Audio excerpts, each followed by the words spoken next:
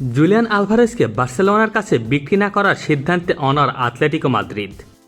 ক্লাবটির পরিচালনা পর্ষদও সর্বসম্মতভাবে এই সিদ্ধান্তকে সমর্থন করেছে।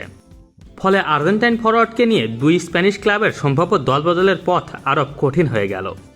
এক বিবৃতিতে আতলেটিকো জানিয়েছে, ক্লাবের পরিচালনা পরিষদের সব সদস্যই বার্সেলোনার কাছে আলভারেজের দলবদল নিয়ে আলোচনা না করার সিদ্ধান্তে পূর্ণ সমর্থন জানিয়েছেন।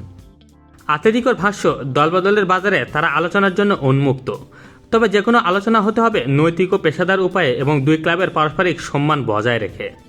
ক্লাবটি দাবি করেছে বার্সেলোনা সেই শর্ত পূরণ করেনি। এ কারণে আলভারেজের দলবদল নিয়ে বার্সেলোনার সঙ্গে কোনো আলোচনা হয়নি এবং ভবিষ্যতেও হবে না। বিবৃতিতে আতলেটিকো বলেছে, বার্সেলোনা এসব শর্ত পূরণ করেনি, ফলে জুলিয়ান আলভারেজের দলবদল নিয়ে তাদের সঙ্গে কোনো আলোচনা হয়নি এবং তা হবেও না।